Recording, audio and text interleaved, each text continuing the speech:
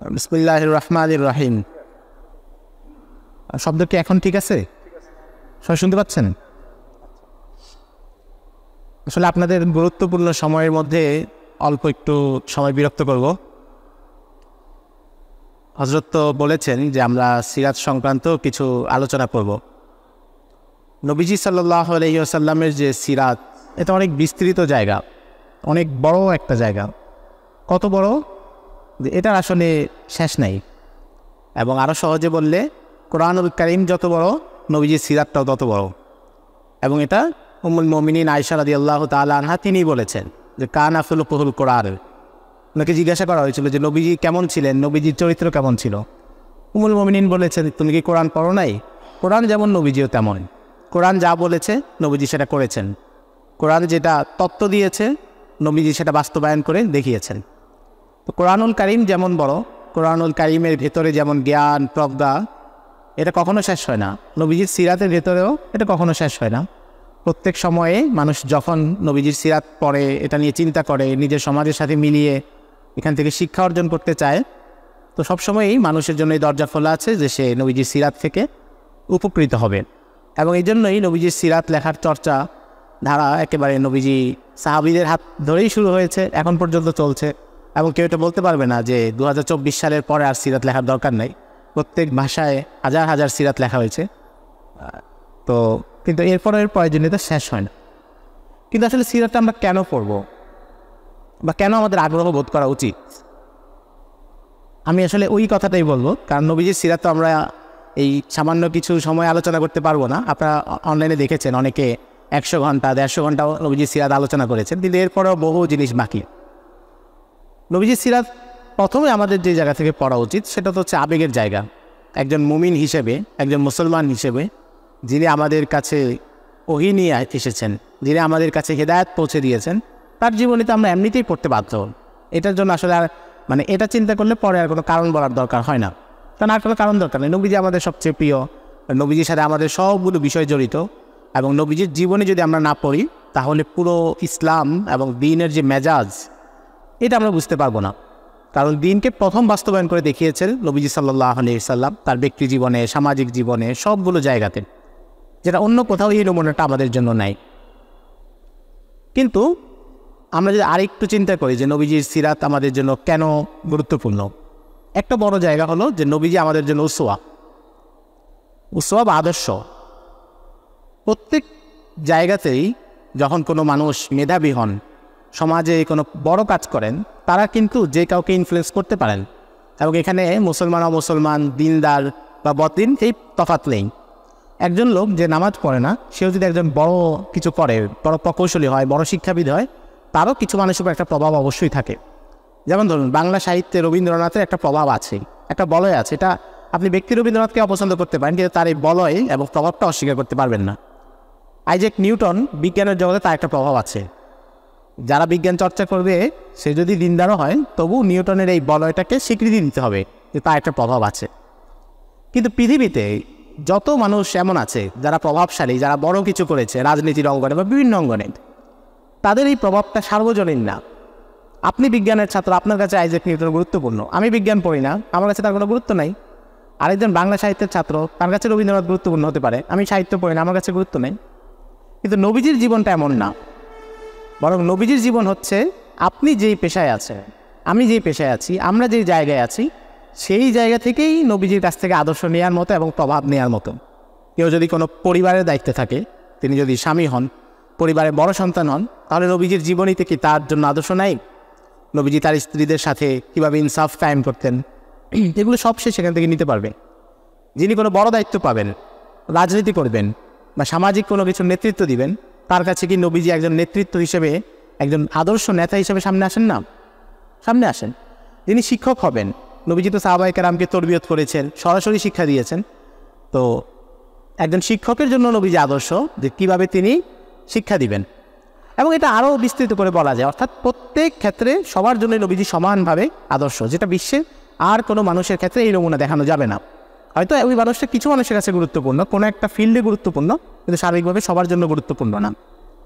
তো ফলে আমরা যেখানেই আছি সেখান থেকে আমরা যদি আমাদের জীবনকে সুন্দর করতে চাই, এবং দুনিয়া এবং আখেরাত, মুসলমানদের জন্য দুনিয়া আর আখেরাত বিপরীতমুখী বা বিচ্ছিন্ন কিছু না। মুসলমানদের দিন যখন সুন্দর হয়, আখেরাতের জন্য যখন কাজ করা হয়, তখন দুনিয়াও সুন্দর হয়ে যায়। তো দুইটার জন্যই রাহবার হিসেবে আমরা নবীজিকে পাই, নবীজির আদর্শকে পাই। এখন নবীজির আদর্শ এটা তো বলা সহজ, কিন্তু নবীজি কীভাবে কাজ করেছেন সেটা যদি আমি না জানি তাহলে আদর্শ গ্রহণ করবো কীভাবে? নবীজি যখন শিক্ষক ছিলেন, নবীজি যখন পেশা আমরা জানি খাইবারের জমিতে নবীজি কৃষিকাজ করেছেন, নবীজি মদিনায় রাষ্ট্র পরিচালনা করেছেন, যুদ্ধের ময়দানে সেনাবাহিনীকে নেতৃত্ব দিয়েছেন। এখন কীভাবে দিয়েছেন সেটা যদি আমরা না জানি তাহলে আমি আদর্শ নিব কীভাবে? এটার জন্য সিরাতটা পড়া দরকার। তো সিরাতের একটা বড় ব্যাপার হচ্ছে যে নবীজির সিরাত এটা হচ্ছে ব্যাপক, কোনো নির্দিষ্ট কারোর জন্য না। দ্বিতীয় বিষয় হচ্ছে নবীজির সিরাত কেন বৈশিষ্ট্যপূর্ণ অন্য সবার জীবনী থেকে। পৃথিবীতে আগেও নবীরা এসেছেন, ধর্ম প্রচার করেছেন, আল্লাহ রাব্বুল আলামিনের পক্ষ থেকে যে আসমানি ধর্মগুলো এসেছে সেগুলোও আছে, সেগুলো বিকৃত করে পরে নতুন যে ধর্ম তৈরি হয়েছে সেগুলোও আছে। কিন্তু পার্থক্যটা কোথায়? পার্থক্য হচ্ছে আজকে যদি কল্পনা করেন যে ঈসা আলাইহিসসালাম এই সময়ে পৃথিবীতে আসলেন, তাহলে বর্তমান পৃথিবীতে যারা ঈসা আলাইহিসসালামকে নবী বলে দাবি করে বা তাদের নিজেদেরকে ঈসা আলাইহিসসালামের অনুসারী বলে দাবি করে, তারা যেই বিশ্বাস লালন করে, যেই জীবন যাপন করে এবং তাদের কাছে তাদের ধর্মের যে কাঠামো এখন অবশিষ্ট আছে, ঈসা আলাইহিসসালামকে এটা দেখে নিজের ধর্মকে চিনতে পারবেন? ঈসা আলাইহিসসালাম যে ধর্ম রেখে গেছেন এটা দেখে চিনতে পারবেন না। যদি মুসা আলাইহিসসালাম আছেন বা অন্য পূর্বের যে কোনো নবী আসেন, তাহলে তিনি ধর্মটাকে যেই জায়গায় রেখে গিয়েছেন, আজকে এসে তার অনুসারী দাবিদার যারা, তাদের মধ্যে ধর্ম সেই অবস্থায় নাই। কিন্তু চিন্তা করুন যে যদি নবীজি সাল্লাল্লাহু আলাইহি সাল্লাম আজকের এই সমাজে যখন মানুষ গুনাহে অনেক বেশি লিপ্ত, আমাদের ঈমান অনেক দুর্বল, দ্বীনের প্রতি আমাদের দায়িত্ব সম্পর্কে আমরা অসচেতন, নানাবিধ আমাদের দুর্বলতা আছে, কিন্তু এর পরেও নবীজি সাল্লাল্লাহু আলাইহি ওয়াসাল্লাম 1400 বছর আগে ইসলামটাকে যেই জায়গায় রেখে গিয়েছেন, ইসলামের সেই অবিকৃত কাঠামো এখনও সংরক্ষিত আছে। এবং নবীজি যদি এখনও আসেন, বাংলার জমিনেও আসেন, তাহলেও ভাষার দূরত্ব আছে, স্থানের দূরত্ব আছে, সময়ের দূরত্ব আছে, কিন্তু কেউ বলতে পারবে না যে নবীজি মদিনায় যে ইসলাম রেখে গেছেন সেটা এখন বাংলায় 1400 বছর পরে এসে পরিবর্তিত হয়ে গেছে। এটা কেউ বলতে পারবে না। তার মানে হচ্ছে নবীজির আদর্শ এবং যে দিন এটা পুরোপুরি অবিকৃতভাবে আমাদের কাছে পর্যন্ত এখন পর্যন্ত এসেছে। এবং এটা একজনের মেহনতে আসেনি, পুরো উম্মতের ওলামায়ে কেরাম, সালাফে সালেহিন, তাদের সবার মেহনতে এসেছে। ফলে অন্য কারো শিক্ষা যদি কেউ অনুসরণ করতে চায় সে সেটা পারবে না। কেউ যদি আজকের পৃথিবীতে চায় যে শতভাগ ঈসা আলাইহিস সালামের জীবন আদর্শ সে মেনে চলবে, সম্ভব না। কারণ তার জীবন আদর্শ এবং তার যে বিধিবিধান এটা পরিষ্কারভাবে সংরক্ষিত নাই, তাদের সম্পর্কে তথ্য নাই। কেউ যদি জানতে চায়, কোনো খ্রিস্টান যদি আজকে চায় যে নবী ঈসা আলাইহিস সালাম কেমন পোশাক পরতেন, সে তেমন পোশাক পরবে, এই তথ্য ইনজিলে সে কোথাও পাবে না। সে যদি চায় যে ঈসা আলাইহিস সালাম কেমন খাবার খেতেন, এই তথ্য সে কোথাও পাবে না। কিন্তু বিপরীত দিকে মুসলমানদের অবস্থা কি? যে নবীজি সাল্লাল্লাহু আলাইহি ওয়াসাল্লামের প্রত্যেকটা ছোট বিষয়, এমন কোনো ক্ষুদ্র বিষয় বাদ নেই যেটা সংরক্ষণ করা হয়নি। এবং একই বিষয় শত শত বই লেখা হয়েছে। বড় বিষয় যেগুলো, বিস্তৃত বিষয় যেগুলো, সেগুলো বাদে দিলাম। একটা ছোট বিষয় বলি, নবীজি সাল্লাল্লাহু আলাইহি ওয়াসাল্লাম যে জুতা পরতেন, জুতাটা কেমন ছিল, জুতাটার আকৃতি কেমন ছিল, এটা কী দিয়ে গঠন হয়েছিল, নবীজি জুতা পরতেন কীভাবে, কোন পায়ে আগে পরতেন, জীবনে কতগুলো জুতা ব্যবহার করেছেন, কখনো হারিয়েছে কিনা, এই তথ্যগুলো পর্যন্ত ওলামায়ে কেরাম সংরক্ষণ করেছেন। এবং শুধু নবীজির জুতা নিয়ে আরবি ভাষায় সালাফে সালেহিনের যুগ থেকে আধুনিক সময় পর্যন্ত 60-এর বেশি বই লেখা হয়েছে। অন্য ভাষাগুলোর কথা আমরা জানি না। মুসলমানরা বিশ্বের যেই ভাষাতেই আছে, যেই ভাষাভাষী মুসলমান আছে, সবাই তো তাদের ভাষায় কিছু না কিছু কাজ করেছেন। শুধু আরবি ভাষার কথা আমরা জানি যে 60-এর বেশি বই লেখা হয়েছে। আবার সেই সব কিতাবের ব্যাখ্যা লেখা হয়েছে। এটা হচ্ছে একটা ছোট বিষয়। শেখ সালেহ আল মুনাজ্জিদ, সালাহুদ্দিন মুনাজ্জিদ, একজন হচ্ছেন তো সালেহ আল মুনাজ্জিদ, যিনি ইসলাম কিউয়ের আমাদের কাছে পরিচিত। আর হচ্ছে শেখ সালাহুদ্দিন মুনাজ্জিদ, উনি মারা গেছেন। তো উনি একটা সংকলন করেছেন যে নবীজির উপরে কী পরিমাণ বই লেখা হয়েছে। এটা নাম হচ্ছে মুআজামু মাউন্নিফাল সিরাতি রাসূলিল্লাহ। তো ওখানে উনি দেখিয়েছেন যে নবীজির সিরাতের উপরে আরবি ভাষায় ওনার বইটা প্রকাশিত হয়েছে 1980 সালে। ওই সময় পর্যন্ত সিরাতের 115টা শাখায় বই লেখা হয়েছে। অর্থাৎ ব্যাপক আকারে সিরাত ইবনে হিশামের মতো, ইবনে ইসহাকের মতো বা অন্যদের মতো সেগুলো তো লেখা হয়েছেই, কিন্তু ছোট ছোট বিষয়। নবীজির ঘোড়া কয়টা ছিল, প্রত্যেকটা ঘোড়ার নাম কি, এবং সেই ঘোড়ার বংশতালিকা কি। আপনারা জানেন যে আরবের লোকেরা ঘোড়ার বংশতালিকা লালন করতো। প্রত্যেকটা ঘোড়া আমাদেরও তো, যেমন আমরা কুকুর বিড়ালের নাম দেই, কিন্তু এটা বাপ দাদার তো আর খবর থাকে না। কিন্তু আরবের লোকেরা ঘোড়ার নাম জানতো, ওই ঘোড়ার বাবার নাম কি, দাদার নাম কি, 10-15 পুরুষ পর্যন্ত সেই নামগুলো তাদের জানতো। নবীজির ঘোড়াগুলোর বংশতালিকা পর্যন্ত সংরক্ষিত আছে। নবীজি যে অস্ত্রশস্ত্র ব্যবহার করতেন, জীবনে কতগুলো অস্ত্র ব্যবহার করেছেন, সবগুলোর তথ্য পাই আমরা। নবীজির যারা ওহী লিখতেন, কাতেব ওহী যারা ছিলেন, তাদের ব্যাপারে সকল তথ্য আছে। মানে এক কথায় শুধু নবীজিরা, নবীজির সাথে সম্পৃক্ত যা কিছু আছে সেটাকে মুসলমানরা সংরক্ষণ করেছেন। এই জন্য একজন ওরিয়েন্টালিস্ট ছিল ডক্টর স্প্রেঙ্গার, যিনি আমাদের কলকাতায় এশিয়াটিক সোসাইটিতে কাজ করতেন। তো উনি হচ্ছে ইবনে হাজার আসকালানী রাহিমাহুল্লাহর কিতাব আল ইসাবা ফি তামিজ সাহাবা, এটা উনি এডিট করে প্রকাশ করেছিলেন। তো ওইটার ভূমিকায় উনি একটা চমৎকার কথা বলছেন। উনি বলছেন যে এটা তো বিরল, উনি যেহেতু হাদিস শাস্ত্রে কাজ করতেন, ইসলাম গ্রহণ করেননি, বাকি মুসলমানদের কারনামাগুলো তার সামনে ছিল। তো তিনি বলেন যে এটা তো বিরল যে একজন মাত্র ব্যক্তির কথা সংরক্ষণ করার জন্য আরও 5 লক্ষ মানুষের জীবনী সংরক্ষণ করা হয়েছে। অর্থাৎ আমরা যে হাদিস শাস্ত্রের রাবি বর্ণনাকারীদের কথা জানি, যাদের সংখ্যা প্রায় 5 লক্ষ, তাদের ব্যাপারে বিস্তারিত জীবনী সংরক্ষিত আছে, যে তাদের নাম কি, তারা কোন এলাকায় গিয়েছেন, কাদের কাছে পড়েছেন, আবার তাদের কাছে কারা পড়েছে, কখনো মিথ্যা কথা বলেছেন কিনা, তার স্মৃতিশক্তিতে কোনো দুর্বলতা আছে কিনা, নাকি এমন ছিল যে যৌবনকালে ভালো মেধা ছিল, শেষ বয়সে এসে স্মৃতিশক্তি দুর্বল হয়ে গেছেন, সব তথ্য আছে। তো এত মানুষের তথ্য কেন রাখা হচ্ছে? 5 লক্ষ মানুষের যে তথ্যগুলো রেকর্ড করা হয়েছে কেন? যে নবীজির কথা যেন অবিকৃতভাবে আমাদের কাছে পর্যন্ত পৌঁছে, শুধু এই জন্যই, নাহলে তো ওই ব্যক্তি গুরুত্বপূর্ণ না। তো এটা একটা বড় বিষয় যে নবীজির সাথে সম্পৃক্ত থাকলেও মানুষ কত দামি হয়ে যায়, যে নবীজির সাথে নবীজির কথাকে সংরক্ষণ করার জন্য এত মানুষের জীবনী সংরক্ষণ করা হয়েছে। নবীর সাথে প্রাসঙ্গিক যত বিষয় আছে সেগুলি সংরক্ষণ করা হয়েছে। ফলে আজকে 1400 বছর পরে এসেও কেউ যদি নবীজির বিষয়ে কোনো ছোট একটা তথ্য জানতে চায়, সেটাও তার পক্ষে জানা সম্ভব। এবং যদি সে এখান থেকে কোনো শিক্ষা নিতে চায়, আদর্শ নিতে চায়, সেটাও নেওয়া সম্ভব।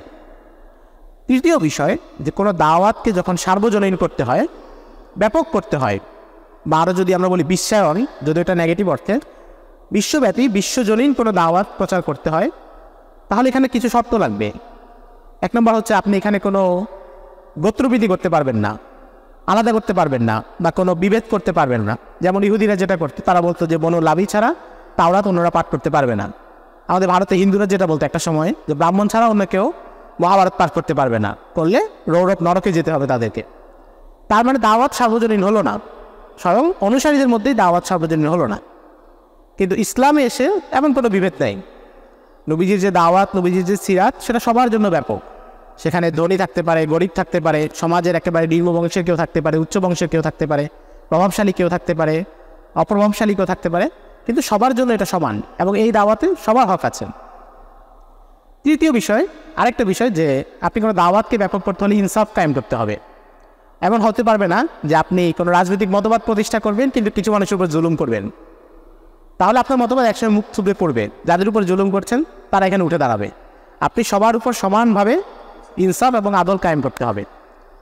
এবং এটা শুধু রাষ্ট্রীয় পর্যায়ে না, এটা আপনার ঘরেও, আপনার যদি 4 জন সন্তান থাকে, আপনি 4 সন্তানের মধ্যেই সমানভাবে ইনসাফ করতে হবে। অনেকে দেখা যায় যে বড় হয়ে তারা কিন্তু বাবা মায়ের ছোটোবেলার জুলুমের কথা স্মরণ করে, যে আমার বড় ভাইকে বাবা মা এই সুযোগ দিতেন, আমাকে দেন নেই, কি বলে না, আমাদের বন্ধু বান্ধবের মধ্যে এমন আছে।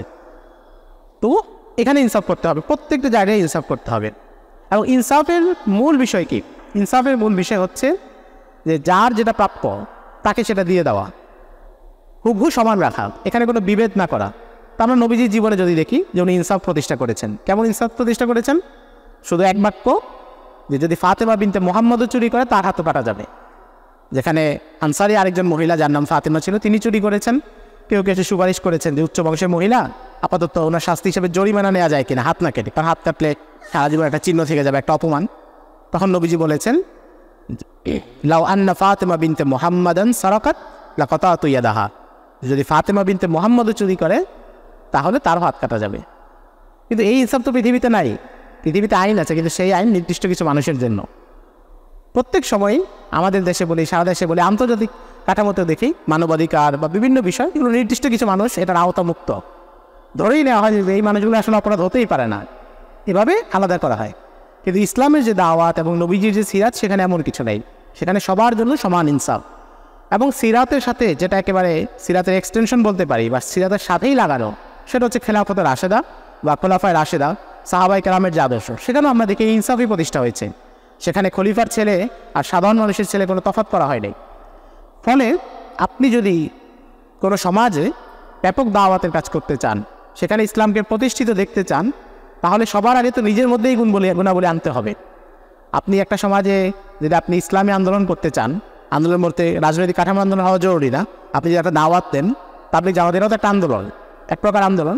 তো আপনি যদি কোনো দাওয়াতি কাজ করতে চান কিন্তু আপনি সেই দাওয়াতি কাফেলার মধ্যে ইনসাফ প্রতিষ্ঠা করতে না পারেন, তাহলে আপনি সমাজে ইনসাফ কীভাবে প্রতিষ্ঠা করবেন? আপনি যদি কোনো প্রতিষ্ঠান দেন, কোনো স্কুল দেন, কোনো মাদ্রাসা দেন, সেখানে যদি এই ব্যাপারগুলো না হয়, যদি শিক্ষকের বৈষম্য হয়, যে যিনি আপনাকে সবসময় অনেক বেশি প্রশংসা করে সে বেশি সুবিধা পায়, আর আরেকজন হচ্ছে যোগ্য কিন্তু সুবিধা পাচ্ছে না, তাহলে এই ছোট জায়গাতেই তো সেগুলো ভেঙে যাবে, উপর পর্যন্ত যেতে পারবে না। তো এই জিনিসগুলো আমাদের জীবনে আমলে আসবে কখন? যখন আমরা হচ্ছে এগুলো সম্পর্কে জানবো, নবীজির সিরাত সম্পর্কে আমরা জানবো, তখন হচ্ছে এগুলো আমাদের মধ্যে আসবে। তো এই জায়গাগুলো থেকে আমাদের নবীজি সাল্লাল্লাহু আলাইহি সাল্লামের সিরাতটা ব্যাপকভাবে পড়া উচিত। পড়তে গেলে আমরা আসলে সাধারণত আমরা যেটা মনে করি এটা একটা সিলেবাস। আমাদের যেমন ভার্সিটির সিলেবাস আছে যে আমাদের ফার্স্ট ইয়ারেই কয়েকটা বই পড়তে হবে, পড়ে ফেললাম শেষ। আমরা মনে করি যে আমরা সিরাত ইবনে হিশাম আমি তো একবার পড়ে ফেলছি, আমার তো দায়িত্ব শেষ। কিন্তু আসলে ব্যাপারটা এটা না। সিরাত হচ্ছে সবসময় পড়ার জিনিস। সিরাত, হাদিসের কিতাব, কোরআনুল কারীম, তাফসীর, এগুলো কখনো এমন না যে আপনি একবার তাফসীর পুরোটা পড়ে শেষ করে ফেলেছেন, আর দরকার নেই। দরকার অবশ্যই আছে, কারণ আপনি তো একবার পুরোটা পড়ে আপনার মনে নেই। এত প্রখর মেধা আমাদের মধ্যে খুব কম মানুষেরই আছে যে একবার পুরোটা পড়লে মনে থাকবে। সিরাতটা নিয়মিত পড়ার জিনিস। হযরত হুসাইন রাদিয়াল্লাহু তাআলা আনহুর ছেলে ছিলেন আলী ইবনুল হুসাইন জাইনুল আবিদিন। উনি কারবালায়ও উপস্থিত ছিলেন, কিন্তু অসুস্থ ছিলেন, তাঁবুতে ছিলেন, এই জন্য বেঁচে গিয়েছেন। তো ওনার সম্পর্কে ওনার জীবনীতে এসেছে যে কানা ইয়াতলুল মাগাজি কামা কানা ইয়াতলুল কোরআন আল কারিম। উনি কোরআনুল কারিমটাকে যেভাবে পড়তেন নিয়মিত, সিরাতটাকে এভাবে নিয়মিত পড়তেন। কারণ এটা নিয়মিত পড়ার বিষয়। আপনি যদি শামাইলে তিরমিজি নেন, ওখান থেকে প্রতিদিন একটা করে হাদিস নবীজি আমরা পড়তে থাকি, তাহলে এটা আমাদের জীবনকে তাজা করবে। আর না হলে যদি এটাকে আমরা প্রচলিত কোনো বইয়ের মতো নেই, একটা গল্প বা উপন্যাস, মানুষ কী করে একবার পরে ভালো লাগে রেখে দিয়েছে, আবার হয়তো অনেক বছর পরে কখনো ইচ্ছা করলে উল্টে পাল্টে দেখবে, কিন্তু প্রথমবারের মতো আগ্রহ নিয়ে আর পড়বে না। সিরাতটা যেন এমন না হয়। দ্বিতীয় বিষয় হচ্ছে সিরাত যেন শুধু এক বইতে সীমাবদ্ধ না হয়। কারণ সিরাত এত বিস্তৃত বিষয়, কোনো লেখকের পক্ষে এটা এক বইতে কভার করা সম্ভবই না। এই জন্য আমরা দেখি যে বিভিন্ন কলেবরের সিরাত আছে, 150 পৃষ্ঠারও সিরাত আছে, যেমন এই যে মুফতি শফি রাহিমাহুল্লাহ যে সিরাতে খাতামুল আম্বিয়া, খুবই ছোটো, 150 পৃষ্ঠায়। আবার 12 খণ্ডেও সিরাত আছে, সুবুলুল হুদা ওয়ার রাশাদ, অনেক বড়, প্রায় 12 খণ্ডে 6000 পৃষ্ঠার মতো। 3 খণ্ডে আছে, 4 খণ্ডে আছে, নানা আঙ্গিকে আছে, এবং নানা আঙ্গিকে নবীজির সিরাত লিখেছেন। কেউ সেনাপতি হিসেবে নবীজি কেমন ছিলেন এটার উপরে 500-600 পৃষ্ঠা লিখে ফেলেছেন। কেউ ব্যবসায়ী হিসেবে নবীজি কেমন ছিলেন, নবীজি যখন ব্যবসা করেছেন সিরিয়াতে, ওনার ব্যবসা সম্পর্কে কী তথ্য পাওয়া যায়, মক্কার তখনকার যে ব্যবসার পলিসি ছিল এটার সাথে ওনার কী পার্থক্য ছিল, যে কারণে উনি সিরিয়া থেকে দ্বিগুণ লাভ এনে খাদিজাতুল কুবরা রাদিয়াল্লাহু তাআলা আনহাকে দিতে পেরেছিলেন। এটা একটা ব্যবসায়িক সাফল্য না? কারণ নবীজি ওখানে কী কৌশল তিনি প্রণয়ন করেছিলেন। মদিনায় যখন রাষ্ট্র প্রতিষ্ঠা হলো, সেখানে তিনি সাহাবীদেরকে ব্যবসার ক্ষেত্রে কী ধরনের বাজার পলিসি সেখানে নির্মাণ করেছিলেন, এগুলো নিয়ে কাজ হচ্ছে, এগুলো নিয়ে গবেষণা হচ্ছে। তো তার মানে হচ্ছে এটাকে নানা আঙ্গিকে পড়ার সুযোগ আছে। আমরা যদি একটা স্বাভাবিক ঘটনা পড়লাম তাহলে এটা তো অবশ্যই ভালো, কিন্তু কথা হচ্ছে এখানে থেমে থাকা যাবে না। পৃথিবীতে আল্লাহ রাব্বুল আলামিন আমাদেরকে শরিয়ার মাধ্যমে যে নির্দেশনা দেন, বা ইসলামী শরিয়ার মূল মেজাজ, সেটা হচ্ছে কি? অল্পে তুষ্টি বা কানাত যেটাকে বলে। তো সব জায়গায় অল্প তুষ্টি, আপনার যদি টাকা পয়সা কম থাকে আপনি অল্প তুষ্ট হয়ে যান, বা সব জায়গায় অল্প তুষ্টি, এটা অনেক ভালো গুণ। কিন্তু একটা জায়গায় অল্প তুষ্টি হচ্ছে খারাপ গুণ, সেটা হচ্ছে ইলম অর্জনের ক্ষেত্রে। যে আপনি অল্প একটু ইলম অর্জন করলেন, এবার তুষ্ট হয়ে গেলেন, সে ঠিক আছে আলহামদুলিল্লাহ মাশাআল্লাহ, এটার সুযোগ নেই। দুনিয়াবী ক্ষেত্রে আপনি অন্য যে কোনো জায়গায় সেখানে অল্প তুষ্টি অনেক ভালো গুণ, কিন্তু দিনের ক্ষেত্রে যে আমি তো মাশাআল্লাহ 5 ওয়াক্ত নামাজ পড়ি আলহামদুলিল্লাহ, দিনের ক্ষেত্রে কানাত নাই। দিনের ক্ষেত্রে হচ্ছে চাহিদা অনেক বেশি রাখতে হবে, এবং এটা একটা মিশন বানাতে হবে। আমাদের আগ্রহের জায়গাগুলোতে সিরাতকে নিয়ে আসতে হবে, যেন আমরা এটা নিয়মিত পড়ি, অন্যদেরকে পড়তে বাধ্য করি, অন্যদের সাথে শেয়ার করি। সিরাত কেন্দ্রিক যদি পাঠচক্র সম্ভব হয় সেটা করি, নিজেরা মোজাকারা করি। কারণ সিরাত এমন বিষয়, সেটা পড়ার জন্য তো আপনার কোনো আলেম লাগতেছে না, সেটা আপনি আপনাদের 10 জন মিলে বসে আলোচনা করার জন্য কোনো আলেম থাকা জরুরি না। কোনো একটা কিতাব থাকলে, নির্ভরযোগ্য কিতাবগুলো, সেটার উপরে পড়েন, তালিম হতে পারে। এবং আপনারা অবাক হবেন, আপনারাও লক্ষ্য করেছেন যে আমাদের দেশে যেই কয়েকটা জায়গা চরম অবহেলিত এবং দিনী কমিউনিটির মধ্যেও, সেটার মধ্যে একটা হচ্ছে সিরাত। বাস্তবেই আমরা সিরাত খুবই কম পড়ি, সিরাত নিয়ে আমাদের আলোচনা খুবই কম হয়, এবং যতটুকু হয় তা হচ্ছে রবিউল আউয়াল কেন্দ্রিক, মানে একটা মাস কেন্দ্রিক। এবং ধরুন একটা আলোচনা হচ্ছে, তো একটা আলোচনা আসলে সিরাতের কোনো কিছুই তো পরিপূর্ণ আসে না যতক্ষণ পর্যন্ত কেউ নিয়মিত এটাকে নিজের পড়ার একটা কাজ না বানাবে। তো এই জায়গা থেকে আমরা নবীজির সিরাতকে বেশি বেশি পড়া, এবং বিভিন্ন আঙ্গিকে পড়া, একাধিক সিরাত পড়া, প্রথমে সংক্ষিপ্ত পড়া, পরে আরেকটু বড় পড়া, এবং ব্যাপকভাবে সিরাতকে নিজেদের আমলের দিকে নিয়ে আসেন। কারণ যদি আমলে না আনা হয় তাহলে আবার সিরাত তো বেকার। কারণ সিরাত কোনো তথ্যের বই না, এটা আপনাদের MP3 গাইড না যে সেখানে কিছু MCQ কোশ্চেন দেওয়া আছে, উত্তর দেওয়া আছে, এটা এমন না। সিরাত শুধু বদরের যুদ্ধ শুধু একটা ঘটনা না যে এখানে দুই পক্ষে এত মানুষ ছিল, এতজন মারা গিয়েছে, যুদ্ধ শেষে অমুক পক্ষ জয়লাভ করেছে। বদর কিন্তু একটা শুধু ঘটনা না, বদর হচ্ছে একটা চেতনা, এবং এই সময় যদি বদর হয় আপনি কোন পক্ষে থাকবেন সেটা নির্ণয়ের একটা জায়গা। বদর যুগের আবু জাহেল কারা সেটাকে চেনার একটা জায়গা। আবু জাহেল শুধু ওই সময় ছিল, চলে গেছে, এই সময় না। ওই আবু জাহেল এখনও থাকবে, এখনও প্রাসঙ্গিক। এবং কীভাবে প্রাসঙ্গিক, আপনি যদি সিরাতের ঘটনাগুলো পড়েন আপনি সে বইটাই দেখবেন যে আবু জাহেল যখন বদরের ময়দানে আসতেছে, সে কাবার গিলাফ ধরে সে কী দোয়া করতেছে যে আল্লাহ আপনি যাদের উপর আজকে সবচেয়ে বেশি সন্তুষ্ট আপনি তাদেরকে আজকে রক্ষা করেন। তো একটা মানুষ এই কথা কখন বলে? যখন তার বিশ্বাস থাকে যে আমি আল্লাহ সবচেয়ে কাছে, আল্লাহ সবচেয়ে প্রিয়, তাই না? তার মানে আবু জাহেলের বিশ্বাস কী ছিল? যে সে আল্লাহ সবচেয়ে বেশি প্রিয় এবং সে দিনের কাজ করতেছে। আমাদের সমাজে বহু আবু জাহেল দেখবেন এমন, যারা দিনের বিপরীত অবস্থান নিচ্ছে, কিন্তু তার বিশ্বাস যে সে দিনের পক্ষে কাজ করতেছে। তো এই জন্য সিরাতটা মিলানোর বিষয়। সিরাত শুধু আমরা একটা ঘটনা পড়লাম সেটা না, বরং এই সিরাতটা আমাদের সমাজে কীভাবে প্রাসঙ্গিক হয়ে ওঠেন, আমাদের এখান থেকে শেখার জায়গা কোথায় আছে সেটা নির্ণয়ের একটা গুরুত্বপূর্ণ জায়গা। সেটা ব্যক্তি জীবনে হোক, সামাজিক জীবনে হোক, সব জায়গায় হোক। ডক্টর ইকবাল ওনার এক কবিতায় এক জায়গায় বলছেন যে মুস্তফা বরসা খে সেরা কেদি হামাউস্ত আবার বউ নারসিদি তামাম বুল হাবিস, যে যদি নবীজি যে আদর্শ রেখে গেছেন সেটা যদি নেওয়া না হয়, বাস্তবায়ন করা না হয়, তাহলে পুরো দিন হচ্ছে আবুল আহাবের দিন হয়ে যাবে, মানে বিকৃত হয়ে এটা আর কোনো গুরুত্ব থাকবে না। তো সিরাত হচ্ছে আমাদের পড়া এবং আমাদের নিজেদের জীবনে বাস্তবায়নের জন্য এটা অনেক গুরুত্বপূর্ণ। সিরাত কেন পড়া দরকার অনেক কথা বলা যাবে, কিন্তু আসলে মূল কথা তো একটাই, যে আমরা নবীজির মাধ্যমে হেদায়েত পেয়েছি, কোরআনের সবচেয়ে বাস্তব প্রতিবিম্ব, এবং কোরআনের প্রত্যেকটা নির্দেশনা প্রথম যিনি বাস্তবায়ন করে দেখিয়েছেন তিনি হচ্ছেন নবীজি সাল্লাল্লাহু আলাইহি ওয়াসাল্লাম, এবং তিনি আমাদের জন্য আদর্শ। কোরআন আমাদেরকে বারবার বলে দিয়েছে নবীজিকে অনুসরণের জন্য। তো অনুসরণের পন্থা কি, তার সম্পর্কে যদি না জানি, তার জীবন সম্পর্কে যদি না জানি, এটা আবেগেরও জায়গা, এটা আমাদের জীবনে আমলে পরিণত করার জায়গা, আমাদের যে কোনো পরিস্থিতিতে কর্মপন্থা নির্ধারণেরও জায়গা নবীজির সিরাত। এবং সবার আগে আমাদের যেটা হয় যে কোনো একটা ইস্যু আসলে বা কোনো কিছু আসলে আমরা আগে চিন্তা করতে থাকি, নিজের একটা চিন্তা করতে থাকি যে এখানে আসলে কী করা উচিত না উচিত। কিন্তু আমরা যদি একটু পিছনে যাই, যে আমরা একটু সিরাত পড়ে দেখি সিরাতে এই ধরনের কোনো ঘটনা আছে কিনা, নবীজি এই ধরনের কোনো ঘটনার মুখোমুখি হয়েছেন কিনা, সাহাবায়ে কেরামের যুগে এগুলো আছে কিনা। পৃথিবীতে কিন্তু আসলে একই ধরনের ঘটনা বারবার পুনরাবৃত্ত হয়, যেটা ইতিহাসের একটা সহজ নিয়ম। আপনারা জানেন যে ইতিহাস পুনরাবৃত্ত হয়, একটা কথা শুনেছেন, এটা আসলে ইমাম বাইহাকির কথা, উনি ওনার কিতাবে বলেছেন এক জায়গায়, ইন্না তারিখ ইয়াতাকাররার, যে ইতিহাস হচ্ছে পুনরাবৃত্ত হয়। তো নবীজির যুগে যে শত্রু ছিল সে তখন ঘোড়ার পিঠে ছিল, আধুনিক যুগে সেই শত্রু ট্যাঙ্কের পিঠে আছে, ট্যাঙ্কের ভেতরে আছে, কিন্তু স্বভাব এবং চরিত্র একই জায়গায় আছে। আপনারা দেখেছেন আমেরিকা যখন আফগানিস্তান আক্রমণ করেছে, বিশ্বের বিভিন্ন জায়গায় আক্রমণ করেছে, তারা কী বলতো যে আমরা শান্তির প্রতিষ্ঠা করতে যাচ্ছি। নবীজির সিরাতে যখন কাফেররা কী বলেছে, হিরাকলকে কী বলেছে, যেটা হচ্ছে আমাদের এলাকায় বিশৃঙ্খলা করতেছে, নাজ্জাশীকে গিয়ে কী বিচার দিয়েছে মক্কার কাফেররা, বলছে এরা আমাদের মধ্যে ফাটল ধরাচ্ছে, এরা আমাদের মধ্যে বিভেদ ঝরাচ্ছে। তো স্বভাব চরিত্রটা কমন থাকে। তো ফলে আমরা যখন সিরাত পড়ব অনেক বেশি সম্পর্ক আমাদের হবে, তখন দেখা যাবে আমরা এমন একটা দূরদৃষ্টি লাভ করব যে আমরা সমাজের অনেক কিছু বুঝতে পারবো, আমরা প্রতারিত হওয়ার জায়গা অনেক কমে যাবে, কারণ আমরা নবীজির জীবন থেকেই সব কিছু চিন্তা করতে শিখব। তো আল্লাহ রাব্বুল আলামিন আমাদের সবাইকে ব্যাপক হারে সিরাত পড়ার তৌফিক দান করেন এবং সিরাত কেন্দ্রিক জীবন গড়ার তৌফিক দান করেন। আমি সংক্ষেপে কিছু কথা আপনাদেরকে বললাম, আপনাদের অনেক মূল্যবান সময় নষ্ট করলাম। আপনাদের কারো যদি এই সংক্রান্ত কোনো প্রশ্ন থাকে বা এমনি কোনো যে কোনো মূল্যায়ন বা অভিব্যক্তি আপনারা এখন বলতে পারেন ইনশাআল্লাহ। সেটা সংক্রান্ত কারো প্রশ্ন থাকলে বা অন্য কোনো সব প্রশ্ন থাকলে দিনের কোনো শাখা সংক্রান্ত প্রশ্ন থাকলে করতে পারেন। বিভিন্ন সেমিনার হচ্ছে, বিভিন্ন টপিকের উপর আলোচনা হচ্ছে, এরকম যদি কোনো প্রশ্ন আমাদের থাকে সেটাও আলোচনা করতাম। কিছু রেফার মানে আমাদের সাজেশন দিলে ভালো হয়, যারা আমরা স্টুডেন্ট আছি ভার্সিটিতে জেনারেল লাইনে পড়ালেখা করতেছি বা সায়েন্স নিয়ে পড়তেছি, আমাদের উপর তৈরি কোন সিদ্ধান্তগুলো পড়লে ভালো হয়, সহজভাবে উপস্থাপন করছে এরকম কিছু আমাদের। আচ্ছা, সিরাতের ক্ষেত্রে হচ্ছে প্রথমে আমি বলবো যে সংক্ষিপ্ত করে একটা সিরাত পড়া, যেটা 150 পৃষ্ঠার মধ্যে আছে। এ ধরনের সিরাত অনেকগুলোই বাজারে আছে। একটা হচ্ছে মোহরে নবুয়াত, যেটা কাজী সুলাইমান মানসুর পুরীর লেখা, আর একটা হচ্ছে সিরাতে খাতামুল আম্বিয়া মুফতি শফি রাহিমাহুল্লাহর লেখা। এগুলো খুব ছোট এবং দেখা যাচ্ছে আপনি এক বছর পড়ে ফেলতে পারবেন। 150 পৃষ্ঠায় নবীজির পুরো সিরাতের পুরো কাঠামোটা বলা আছে, ফলে আপনি পুরো ধারণাটা পেয়ে যাবেন যে সিরাতটা কেমন।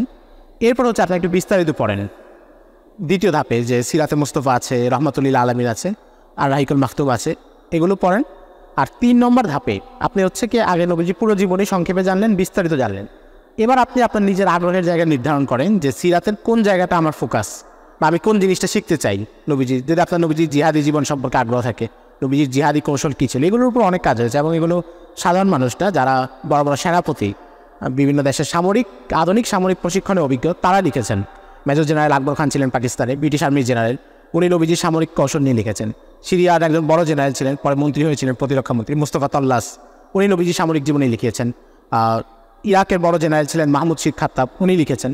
অর্থাৎ ওই ফিল্ডে দক্ষ লোকেরা আধুনিক সমর কৌশলের সাথে নবীজির যে সমর কৌশল সেটাকে পর্যালোচনা করেছেন। কাজে এটা একটা কোনো হুজুরের লেখা না, হুজুরা তার এগুলো জানে না। তো এটা হচ্ছে একরকম। আপনার যদি সেটা আগ্রহ থাকে, আপনার যদি শিক্ষা নিয়ে কাজ করতে ইচ্ছা হয়, আমাদের দেশে এখন দেখেন অনেকগুলো সংকটের মধ্যে একটা হচ্ছে শিক্ষা সকলের সমস্যা, এটা আপনারা দেখতেছেন, বুঝতেছেন, এবং পরিস্থিতি প্রতিনিয়ত খারাপ হচ্ছে। আমরা যেটা হয়তো মনে করেছিলাম যে যাদের কারণে সমস্যা হচ্ছে তারা চলে গেলে সমস্যা হয়তো কমবে, কিন্তু এখন সমস্যা আরও বাড়তেছে। এবং ইতিমধ্যে যেই প্রস্তাবনাগুলো করা হয়েছে আপনারা দেখেছেন যে ভবিষ্যতে আপনি প্রতিবাদও করতে পারবেন না, প্রতিবাদ করাটাও দণ্ডনীয় অপরাধ হবে। এটা অলরেডি তারা প্রস্তাবনা করে ফেলেছে। এবং যদি কোনো রাজনৈতিক দল এই ধরনের প্রতিবাদ করে তাদেরকে 10 বছরের জন্য নিষিদ্ধের কথাও বলছে। তো পরিস্থিতি অনেক ভয়ঙ্কর। এখন আপনি যদি চান যে এই সমাজে ইসলামী শিক্ষাটা কীভাবে বাস্তবায়ন করবেন, তাহলে আপনি নবীজি সুফার সাহাবায়ে কেরামকে নবীজি কীভাবে তালিম দিয়েছেন, কীভাবে তরবিয়ত দিয়েছেন, সেটা নিয়ে পড়তে পারেন। নবীজি শিক্ষক হিসেবে কেমন ছিলেন। এবং এক্ষেত্রে আপনারা যেহেতু এখানে পড়েন এবং অবশ্যই আপনারা অনেকে শিক্ষকতার দিকে যাবেন বা আরও বিভিন্ন বিষয়ে যাবেন, বা আপনারা ক্ষুদ্র পরিসরেও পড়াতে পারেন, বা সব বাদ দিলেও আপনারা তো আগামী দিনে পারিবারিক জীবনে পদার্পণ করবেন এবং নিজের সন্তানদেরকে তরবিয়ত করবেন। সেক্ষেত্রে একটা সিরাতের কিতাব, যেটা আসলে সরাসরি সিরাত ধারাবাহিক জীবনেই না, কিন্তু সিরাত সংশ্লিষ্ট, এটা পড়া উচিত। সেটা হচ্ছে শেখ আব্দুল ফাত্তাহ আবু গুদ্দা রাহিমাহুল্লাহ লেখা আর রাসূলুল মুআল্লিম ওয়া আসালিবুহু ফিত তালিম, যে নবীজি শিক্ষক হিসেবে কেমন ছিলেন এবং নবীজির শিক্ষাটা কীভাবে তিনি সাহাবীদেরকে তরবিয়ত করতেন, কীভাবে একটা জিনিস শিখাতেন, কীভাবে ওই শিক্ষার প্রতি তাদের মনোযোগ ধরে রাখতেন, শিক্ষাটা কীভাবে তাদের ভেতরে দীর্ঘস্থায়ী করতেন, এগুলো নিয়ে এখানে আলোচনা আছে। এটা বাংলায় অনুবাদ হয়েছে, আদর্শ শিক্ষক মহানবী নামে। এটা আপনারা পড়তে পারেন। তো এরকম আর কি, যে প্রথমে হচ্ছে সংক্ষিপ্ত পড়া, একটু বিস্তারিত পড়া, এরপর হচ্ছে সিরাতের বিশেষ কোনো শাখা, ওই শাখায় ঢুকেও সারা জীবন কাটিয়ে দেওয়া যাবে, সিরাত এত বড়। তো সেই শাখায় প্রবেশ করা, আরও পড়া যে নবীজির দিন কায়েম, মদিনায় এসে নবীজি কীভাবে দিন কায়েম করেছেন, প্রতিষ্ঠা করেছেন, নবীজি আন্তর্জাতিক সম্পর্কের ক্ষেত্রে কেমন ছিলেন, নবীজি আন্তর্জাতিক পলিসি কী ছিল। নবীজি প্রায় 104টার মতো চিঠি লিখেছেন বিশ্বের বিভিন্ন অঞ্চলের রাজা বাদশাদের কাছে, এবং এদের রোমান সম্রাটের কাছেও চিঠি লিখছেন, আঞ্চলিক শাসকদের কাছে লিখেছেন। ওই চিঠিগুলো সংকলন আছে, সেগুলো পড়লে বোঝা যায় যে নবীজি কীভাবে এগিয়েছেন। তারপরে নবীজির যে ব্যক্তিগত জীবন, পারিবারিক জীবন, দাম্পত্য জীবন, সেখানে নবীজি কেমন ছিলেন, এগুলো সম্পর্কে বিস্তারিত তথ্য আছে। তো তার মানে হচ্ছে দ্বিতীয় তৃতীয় ধাপে সিরাতে কোনো একটা শাখা নিয়ে কাজ করা এবং শাখা নিয়ে পড়াশোনা করা, এরপরে যদি ওখানে আগ্রহ শেষ হয় তাহলে আরেকটা শাখায় যাওয়া, আবার পড়াশোনা করা, এভাবে আর কি। কিন্তু এটা একটা চলমান প্রক্রিয়া, এটা কোনো নির্দিষ্ট স্টপেজ নাই যে এরপর এটা শেষ। আরেকটা বিষয় হচ্ছে জাদুল মা'আদ যে বইটা, এটা অ্যাকচুয়ালি কোন এর উপর বেস করে লেখা? আচ্ছা, সিরাত যারা লিখেছেন তারা অনেক দৃষ্টিকোণ থেকে লিখেছেন। ওই যে আমরা যেটা বললাম যে প্রথমে তো হচ্ছে সংকলন করেছেন, ধারাবাহিক জীবনী লেখা হয়েছে, এটা হচ্ছে 300 থেকে 400 ইসরি পর্যন্ত। আর এরপরে এসে এক একজন এক এক আঙ্গিকে লেখা শুরু করেছেন। তো জাদুল মা'আদ হচ্ছে সিরাতের আলোকে ফিকহের নির্দেশনা বের করার বই। অর্থাৎ সিরাতের একটা ঘটনা, এটার ফিকহি হুকুমটা কী, নবীজি বিদায় হজে সব হজ করেছেন, এখন এই হজটা হজের কোন প্রকার ছিল, এটা নিয়ে আলোচনা, বা বিভিন্ন জায়গায় যে ঘটনাগুলো ঘটেছে এটার ফিকহি হুকুম কী, এখান থেকে কোন মাযহাব কোন পক্ষে ইস্তেমবাদ করে, এগুলো নিয়ে আলোচনা। এটা ফিকহি দৃষ্টিকোণ থেকে লেখা। এটা পরে কি ইসলাম যে বিষয় দ্বারা করছে ওটা পর আলোচনা এখানে অনেক আছে করে বিষয়। হ্যাঁ, সিরাত বলতে স্বাভাবিকভাবে তো আমরা যেটা বুঝি যে নবীজির পুরো জীবনে এবং জীবনের মধ্যে নবীজির কথা, নবীজির কাজ, এগুলো অন্তর্ভুক্ত। কিন্তু আরেকটু ব্যাপকার্থে বললে নবীজির সাথে নবীজির সাহাবায়ে কেরাম এবং আরও প্রাসঙ্গিক যত ঘটনা নবীজির জীবনের সাথে যা কিছু জড়িত, আরবের তৎকালীন সামাজিক প্রেক্ষাপট, কারণ নবীজি সাল্লাল্লাহু আলাইহি সাল্লাম যে আসলেন এবং নবীজি একটা বিপ্লব এখানে আনলেন, এবং কেমন বিপ্লব আনলেন, নবীজি কিন্তু একজন সফল বিপ্লবী আমরা বলতে পারি সমাজ পরিবর্তনের জায়গা থেকে, যেটা পৃথিবীর ইতিহাসে বিরল। কারণ পৃথিবীর ইতিহাসে এমন কেউ নাই যে নিজে কোনো একটা তত্ত্ব দিয়েছে তারপর নিজে সেটা বাস্তবায়ন নিজের জীবনে করে যেতে পেরেছে, এটা হয় নাই। সমাজতন্ত্রের তত্ত্ব যারা দিয়েছে তারা তাদের জীবনে বাস্তবায়ন করতে পারে, পরে অন্যরা এসে করেছে, তারপরেও সেটা সফলভাবে কোনো নমুনা হিসেবে উপস্থাপন করতে পারেনি। কিন্তু নবীজি 23 বছরের মধ্যে নিজে পুরো হেদায়েত এনেছেন এবং নিজে সেটা বাস্তবায়ন করে দেখিয়েছেন। তো এখন নবীজির এই যে বিপ্লবটা, নবীজির এই যে সমাজ সংস্কার, এটা বুঝতে হলে তো নবীজির জন্মের আগের হালতটা বুঝতে হবে, যে কোন পরিবেশে তিনি পরিবর্তনটা করলেন, এর আগে জাহিলিয়াতটা আসলে কেমন ছিল, সেখান থেকে কি বিপুল পরিমাণ পরিবর্তন করলেন। তো তখন ওইটাও সিরাতের ভিতরে ঢুকে যাচ্ছে। তার মানে হচ্ছে নবীজির সাথে প্রাসঙ্গিক যা কিছু আছে, নবীজির তৎকালীন সমাজ ব্যবস্থা, পারিপার্শ্বিক পরিস্থিতি, এগুলো সিরাতের শাখাগত জ্ঞান, কিন্তু মৌলিকভাবে সিরাতটা হচ্ছে নবীজির যে জীবন এবং নবীজির কথা, কাজ, কর্ম এবং নবীজির সাথে সাহাবায়ে কেরামের যে সম্পর্ক, সাহাবায়ে কেরামের জীবন, এটা হচ্ছে ব্যাপক অর্থে সিরাত। Wow. So what in your log can tell up on signal what they did? Yeah, that never. আর প্রশ্নটা আবার একটু যদি করতেন। I could worry the item on the weapon development deal. My money development will be আচ্ছা, মানে মুসলিম উম্মার ইতিহাস অধ্যয়নের ক্ষেত্রে আমরা কি মাথায় রেখে করব? এখানে একটা মৌলিক জিনিস প্রথমে মাথায় রাখতে হবে যে ইতিহাস জিনিসটা আসলে কী। একটা মৌলিক জায়গা হচ্ছে ইতিহাস হচ্ছে বিভিন্ন ঘটনার সমষ্টি। ইতিহাস হচ্ছে একটা নিউজ পেপার, যে আগের দিন কী কী ঘটেছে সেটার খবর। এখন আপনি কোনো নিউজ পেপার পড়ে কেউ কোনো বিষয়কে গ্রহণ করা বা বর্জন করে না। যে নিউজ পেপার আসলো যে গোপালগঞ্জে মারামারি হয়, দুই পক্ষে একজন মারা গেছে, এখন এটা পরে কেউ বলবে না যে মারামারি করে মানুষ মারা তো জায়েজ। কিন্তু ইতিহাস পড়তে গিয়ে অনেকে এটা করে। ইতিহাস পড়ে দেখেছে ও রাজা বাদশা এটা করেছে, তো সে বলে যে এই যে ইতিহাসে তো আছে একদম রাজা বাদশা এটা করেছে, কিন্তু এটা তো একটা নিউজ পেপার, আপনাকে ভালো খারাপ সব খবরই দিবে। ইতিহাস তো সব কিছু সমষ্টি। একজন লোক অনেক তাহাজ্জুদ করছে সেটাও ইতিহাসে আছে, একজন লোক চুরি করেছে সেটাও ইতিহাসে আছে। তাহলে বুঝতে হবে যে ইতিহাস থেকে আমরা যখন পড়ি গ্রহণ করবো কোনটা? গ্রহণ করবো যেটা হচ্ছে ইসলামী শরিয়া স্বীকৃত, কোরআন সুন্নাহ স্বীকৃত, ইসলামী ফিকহ স্বীকৃত।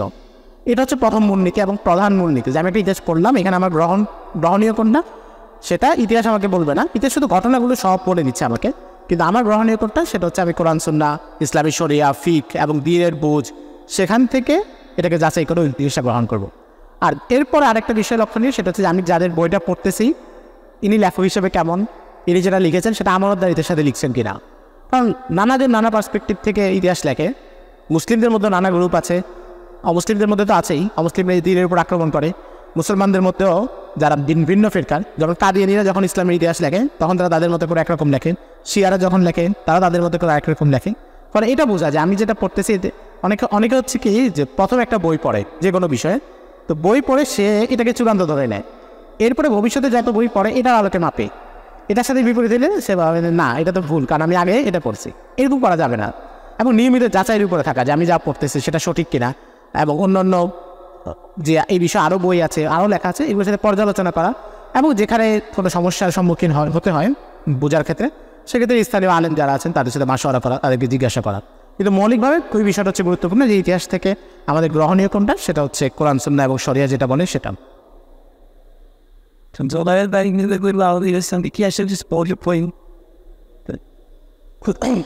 জেনারেল ব্যাকগ্রাউন্ডের জন্য আমরা যেটা পড়তে পারি যে অনুবাদ হয়েছে সম্প্রতি কয়েক বছর আগে মাওলানা ইসমাইল রেহানের মুসলিম উম্মার ইতিহাস।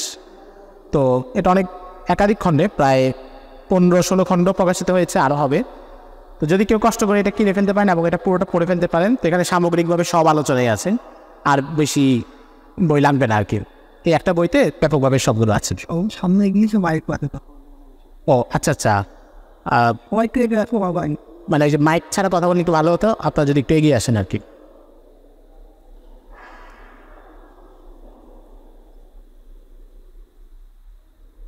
আর একটা বিষয় আপনি যেটা বললেন যে প্রথমে একটা ছোট ছিল, তারপরে বড়, তারপরে জাতীয় বিষয়টা আগ্রহ প্রকাশ করে।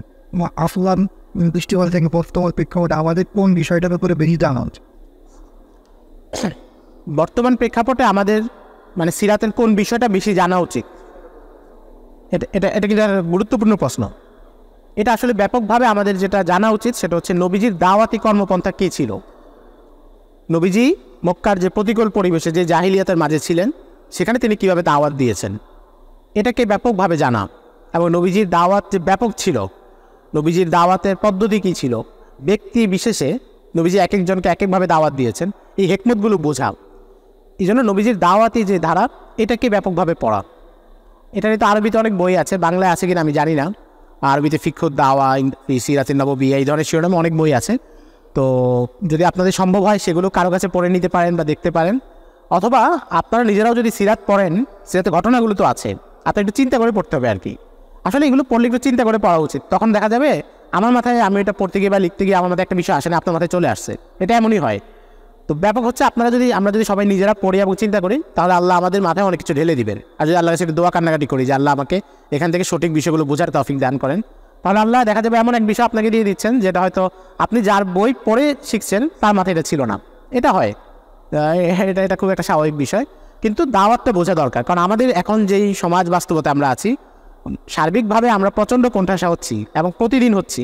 এই জায়গাতে ব্যাপক দাওয়াত এবং নববী মানহাজে দাওয়াত, এটার কোনো বিকল্প নেই। এবং আমরা যদি মনে করি যে আত্মতৃপ্তির সুযোগ নেই, যে আমরা তো দাওয়াত দিচ্ছি বা একটা কাজের সাথে আছি, আরও ব্যাপক করা, আরও অ্যাঙ্গেল থেকে যাওয়া, যে মানুষ আমার কাছে আসছে না তার কাছেও যাওয়া, যে মানুষ আমার ফলোয়ার না তার কাছে দাওয়াত পৌঁছানোর সাফল্য, যে আমাকে হক মনে করে ফলো করে তার কাছে তো আপনার নতুন করে পৌঁছানোর কিছু নাই। কিন্তু যিনি আসছেন না, বহু মানুষ এমন আছেন যারা মসজিদে আসেন না, কিন্তু মুসলিম কমিউনিটি, মুসলিম পরিবারের সন্তান ওই হিসেবে, তো তাদের কাছে এটা পৌঁছাবে কে? এবং একই সাথে এখানে যেই এটা হচ্ছে একটা, আরেকটা হচ্ছে যে শিক্ষার যে বিষয়টা, ইসলামিক শিক্ষা। আমাদের এখানে দেখুন সবচেয়ে বড় সমস্যাটা যেটা হয়, আমাদের যেই সামাজিক প্রেক্ষাপট, এখানে তো দিন শিক্ষার কোনো বিষয় নেই। একটা ছেলে যদি সে আলাদাভাবে মক্তবে না যায়, আলাদাভাবে কোনো হুজুরের কাছে না যায়, এবং সে প্রচলিত শিক্ষা ব্যবস্থায় ক্লাস 1 থেকে মাস্টার্স শেষ করলো, সে কি দিনের মৌলিক আকীদা জানবে? কোরআনুল কারীম শুদ্ধ করে পড়তে পারবে? এবং অন্য কোনো বিষয় সে জানবে না। এখন এটা হচ্ছে একটা সমস্যা। দ্বিতীয় সমস্যা হচ্ছে কি, ওই প্রেক্ষাপট থেকে একজন মানুষ যখন দিনে ফিরে, তখন তার প্রধান কাজ কী ছিল?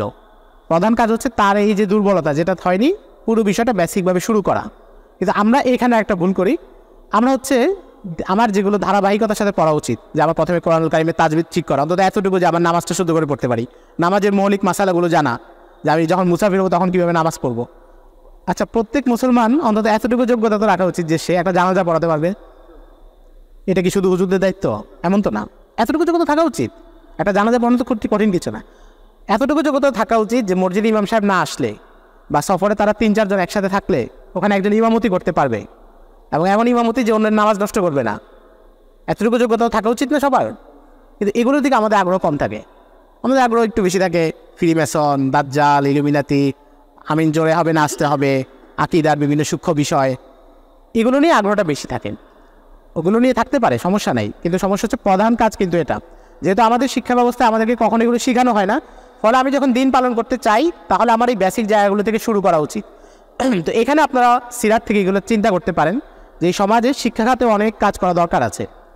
ধরেন মাদ্রাসায় যারা পড়ে তারা কিন্তু একটা কাঠামোতে বড় হয় এবং তারা এগুলো সব পড়েই বড় হয়, কিন্তু আপনারা যারা সাধারণ শিক্ষায় শিক্ষিত, এখানে বহু মানুষ এই সুযোগগুলো পান না। অনেকে আছে এমন যে দিনের পথে বা দিনের গুরুত্বই উনি বুঝেছেন অনার্সের পরে। তো এই মানুষটাকে যে তার বেসিক সহ দিনের একটা জায়গায় নিয়ে যেতে হবে, এই কাজটা কে পালন করবে? মাদ্রাসায় গেলে হয়তো সবসময় সম্ভব না, কারণ তাদের প্রাতিষ্ঠানিক কাঠামোটা আরেক ধরনের। শুধু একজন ব্যক্তির জন্য পুরো আরেকটা আয়োজন হয়তো তাদের জন্য কঠিন, এমন হতে পারে। এগুলো নিয়ে এখন কীভাবে হতে পারে বা মাদ্রাসার সাথে কোনো সমন্বয় করা যায় কিনা, এগুলো নিয়ে তো কেউ ফিকির করতে হবে। এটা তো অটোমেটিক হয়ে যাবে না, এগুলো নিয়ে ফিকির করতে হবে, একটু দৌড়ঝাঁপ করতে হবে, এটাকে একটা মিশন বানাতে হবে, যে এটার জন্য একটা ব্যথা রাখতে হবে যে আরে আমাদের এই ভাইয়েরা, তাদের জন্য আমরা কী করতেছি। তো এই ব্যাপারগুলো নিয়ে চিন্তাভাবনা করা এবং ইসলামী তালিমের যে গুরুত্ব, এটাকে বোঝার চেষ্টা করা। কারণ এটা যদি না থাকে, সমাজে যদি ইসলামিক তালিম বলতে যেটা থাকে, কোর ইসলামিক তালিম, সেটা যদি না থাকে, তাহলে আপনি অনলাইনে অনেক ইসলামিক ভিডিও, ইসলামিক সেমিনার, এগুলো দিয়ে হবে না। কারণ এগুলো হচ্ছে এগুলো প্রত্যেকটা হচ্ছে সালাদের মতো, এটা আপনার মূল খাবার না। মূল খাবার হচ্ছে আপনি যেটা কোনো ওস্তাদের সামনে হাঁটু গেড়ে বসে ধারাবাহিকভাবে শিখবেন। এক বছর লাগবে না, মোটামুটি হুজুরও অবশ্যই মানে আমার কথা ভুল হলে ধরে দিবেন। আমার ধারণা কেউ যদি 4 থেকে 5 মাস নিয়মিত সময় দেয়, তাহলে ফরজাইন পরিমাণ ইলমটা তার জন্য অর্জিত হয়ে যায়। যতটুকু দরকার, ফরজাইন ইলম কতটুকু, আমি যতটুকু আমার সাথে সম্পর্কিত ততটুকু আমার নিজের পাক পবিত্রতার মাসাইলগুলো জানা দরকার। আমরা অনেকেই পাক পবিত্রতার সূক্ষ্ম মাসাইলগুলোই জানি না, অথচ এটা কোনো ছাড় পাওয়ার বিষয় না। এটা এমন না যেটা আমি হুজুরের উপর নির্ভর করে আছি, এটা আমার প্রত্যেকের আমার জন্য লাগতেছে। আমাদের বেসিক যেই জিনিসগুলো, আমার ফরজাইন ইলমের আওতা বাড়ে। আমি এখন এই মুহূর্তে ব্যবসা করতেছি না, আমার ব্যবসার মশলা জানা দরকার নেই, কিন্তু আগামীকাল আমি দোকান দিচ্ছি, সেই দোকানে যে আমি লেনদেন করতেছি, আমি যে আরেকজনের কাছে থাকা পণ্য ছবি তুলে ফেসবুকে দিয়ে বিক্রি করতেছি, কিন্তু পণ্য আমার কাছে নাই এবং ওই পণ্য দিতে পারবো না, ওই পণ্য ওখান থেকে চলে যাবে, এটা আমার জন্য জায়েজ হবে কিনা এই মাসলা তখন আমার জন্য জানা ফরজে আইন হয়ে যাবে, কিন্তু আমি এটা প্রয়োজন অনুভব করি না। তো ফরজে আইন ইলম মানে আমাদের বেসিক জায়গাতেই যে ঘাটতি, এটা পূরণের জন্য কি করা যায়, কিভাবে নিজে শেখা যায়, কিভাবে অন্যদের জন্য কাজ করা যায়, সেই দায়িত্ব এবং চিন্তাভাবনা আপনাদেরকে ব্যাপকভাবে করতে হবে। আপনাদের বলতে সবার, এটা সবারই দায়িত্ব, কিন্তু এমন তো না যে কেউ দায়িত্বে গাফলতি করছে বলে আমারও গাফলতি করা বৈধ হয়ে যায়, এটার কোনো সুযোগ নেই। ফলে আমি বলবো যে এই দুইটা জায়গায় আমাদের সিরাত থেকে শিক্ষা নেওয়া এবং এই দুই দৃষ্টিকোণ থেকে সিরাতটা পড়া জরুরি। একটা হচ্ছে ব্যাপক দাওয়াতেই, আরেকটা অংশ হচ্ছে শিক্ষা খাতে, যে ব্যাপকভাবে আমাদের যে নেক্সট জেনারেশন, নেক্সট প্রজন্ম যারা আসতেছে, তাদেরকে যে শিক্ষা দেওয়া হচ্ছে, আমরা হয়তো দিন পেয়েছি, আমার ছোটো ভাই তো স্কুলে পড়তেছে, আধুনিক জেনজি জেনারেশনে যাচ্ছে, সেই জেনারেশনে তাদেরকে কী শেখানো হচ্ছে, তাদেরকে আমরা সময় দিচ্ছি কি না, এই সবগুলো মিলে না হলে এমন ভয়ঙ্কর ঘটনা ঘটবে। মানে আমরা যদি প্রজন্ম একটু এদিক সেদিক হলেই, আপনি হয়তো একটা ধর্মীয় ঐতিহ্যবাহী পরিবারের সদস্য, তাতে কিছু নেই, আপনার আবুল মনসুর আহমদের নাম জানেন, বাংলাদেশের বিখ্যাত রাজনীতিবিদ, তাদের পরিবার ছিল বালাকোটে আন্দোলন করেছে, তাদের পরিবার থেকে লোক গিয়ে বালাকোটে জিহাদ করেছে, সে আবুল মনসুর আহমদ নাস্তিক হয়ে গেছে। তো এটা কোনো অস্বাভাবিক না। আমাদের দারুল উলুম দেওবন্দের আকাবিরদের মধ্যে কারো থার্ড জেনারেশন বা ফোর্থ জেনারেশন কানাডায় ফিল্ম ইন্ডাস্ট্রিতে কাজ করে, সুইডেনে ফিল্ম ইন্ডাস্ট্রিতে কাজ করে। আরও একজন বড় আলেম ছিলেন শেখ মাহমুদ শাকের, অনেক বড় আরবি সাহিত্যিক ছিলেন এবং আরবি মুফাসসির ছিলেন, তাফসিরে তাবারি তাহকিক করেছেন, অনেক বড় আলেম ছিলেন। এবং ওনারা দুই ভাই ছিলেন, মাহমুদ শাকের হচ্ছে মুসনাদে আহমদ ইবনে হাম্বলের তাহকিক করেছেন, মাহমুদ শাকের তাফসিরে তাবারি তাহকিক করেছেন, এবং বহু বড় আরবি সাহিত্যিক, মানে আরবি সাহিত্যে আধুনিককালে আহমদ শাকের হচ্ছে শেষ কথা, অথরিটি পর্যায়ে, আরবি ভাষার এত বড় পণ্ডিত। ওনার ছেলেকে উনি পড়িয়েছেন মিশরের যে স্বাভাবিক স্কুল ছিল, স্কুলে, এখান থেকে সে গেল রাশিয়ায়, তখন তো সোভিয়েত আমল, কমিউনিজমের জয় জয়কার, স্কলারশিপে সে গেল রাশিয়ায় গেল এবং সেখানে একটা রাশিয়ান মেয়েকে বিয়ে করে সে চলে আসলো। মাহমুদ শাকের ইন্তেকালের 5 বছর পরে ঘটনা, ভারতবর্ষের একজন আলেম, আমাদের কলকাতার আলেম, মানে কলকাতায় ওনার জন্মস্থান ছিল, শেখ উজাই শামস, মারা গেছেন 2 বছর আগে। তো উনি মাহমুদ শাকের বাড়িতে এক কাজে গেছেন। তো উনি বলতেছেন যে আমি গেলাম, তো গিয়ে দেখলাম যে ওই মাহমুদ শাকের ছেলে বাসায় নাই, দরজা খুলে দিছে কে, মাহমুদ শাকের ছেলের বউ, বললো যে আসছে স্বাভাবিক যেগুলো জিন্স প্যান্ট বা টি শার্ট এগুলো পরে। তো উনি প্রথমেই তো একটু ধাক্কা গিয়ে গেছেন, কারণ উনি তো আলেম, উনি অনেক বড় আলেম ছিলেন। এরপরে উনি বলেন আমি রুমে ঢুকে দেখলাম যে তাদের বাসার চারপাশে হচ্ছে সব ইংরেজি উপন্যাস, ফরাসি ভাষার উপন্যাস, রুশ ভাষার উপন্যাস। উনি বলেন যে আমার তো মানে কান্না করতে মন চাইলো, যাদের হাতে মুস্তাদে আহমদ ইবনে হাম্বল তাহকিক হয়েছে যেই পরিবারে, সেই পরিবারে এক জেনারেশন পর এখানে ইংরেজি উপন্যাস তাদের তাকে বলে যে আমি এক পাশে গিয়ে দেখলাম যে তাফসিরে তাবারি যেটা মাহমুদ শাকের তাহকিক করেছেন সেটা এক পাশে ধুলে পড়ে আছে, ওটা কেউ ধরতেছে না। তারপরে একটু পরে মাহমুদ শাকের নাতি আসলো, 10-12 বছর বয়স, সে আরবিতে কথা বলতে পারে না। উনি বললেন যে যার দাদা আরবি ভাষায় এত বড় খ্যাতবোধ করেছে যে পুরো আরব জাহান কৃতজ্ঞ, তার থার্ড জেনারেশন, তার নাতি মাত্র ইন্তেকালে 5 বছরের মাথায় তিনি আরবিতে কথা বলতে পারতেছে না। সে আরবি, তাদের বাড়িতে আরবের চর্চা নেই, যদিও তারা মিশরে থাকে। তো এগুলো কোনো গল্প না, এবং এগুলো আমাদের দেশে, আপনি যদি আমাদের দেশে পরে যারা নাস্তিক এবং সেকুলার হয়েছে তাদের বহুজনের পূর্বপুরুষ দেখেন, তারা হয়তো কেউ বালাকোটের আন্দোলনে ছিলেন অথবা কেউ ফরাইজি আন্দোলনে ছিলেন, তাদের বিরাট ঐতিহ্য আছে। কিন্তু গ্যাপটা কোথায় হয়েছে? দিন শিক্ষা দেওয়ার আগেই তাদেরকে এমন পরিবেশে ছেড়ে দেওয়া হয়েছে এবং এমন লোকদের সংস্রবে ছেড়ে দেওয়া হয়েছে যেখানে গিয়ে তারা এগুলো বিমুখ হয়েছে। ফলে আমরা কেউ নিজেকে নিয়ে নিরাপদ অনুভব করার কোনো সুযোগ নেই যে আমি তো দিনদার পরিবার, আমার ছেলে স্কুলে পড়ুক, সমস্যা কি, আমার ছেলে নষ্ট হবে না। নষ্ট তো হবে, আপনি তার জন্য কতক্ষণ মেহনত করতেছেন, সেখানে তার জন্য 8 ঘন্টা মেহনত করা হচ্ছে। একটা প্রতিষ্ঠানে তার জন্য 8 ঘন্টা কী শেখানো হচ্ছে? আমাদের স্কুলে মূল কাঠামোটা কি, সেখানে তো সেকুলার চিন্তায় দেওয়া হচ্ছে। ওই 8 ঘন্টার বাইরে সে যখন যদি কখনো টেলিভিশন দেখে, কী দেখতেছে? সে যদি কোনো মিডিয়ার সাথে যুক্ত হয়, সেখানে প্রত্যেকটা জায়গায় কিসের জয় জয়কার, এবং তাকে কী দেওয়া হচ্ছে, যেখানে তাকে নষ্ট করার জন্য এতজন এবং সারা বিশ্বের সবচেয়ে মানে শক্ত মেধাগুলো কাজ করতেছে এই বিষয়গুলো নিয়ে, এগুলো নিয়ে পরিকল্পনা করতেছে, এগুলো নিয়ে নানাভাবে ইনফ্লুয়েন্স করতেছে। সেখানে আপনি যদি তার পেছনে মনে করেন যে শুধু আপনার ছেলে হওয়ার কারণে সে বেঁচে যাবে বা আপনার ঘরে দিন আছে বলে সে বেঁচে যাবে, এটা সহজ না। এবং এটা আমাদের আশপাশে, মানে আমাদের বাংলাদেশে, খোদ বাংলাদেশে ঢাকার অনেক বড় এক মাদ্রাসা, আপনারা নাম শুনলে সবাই চিনবেন, মানে যারা মাদ্রাসা খুব কম চিনে তারা ওই মাদ্রাসার নাম জানে এই ধরনের।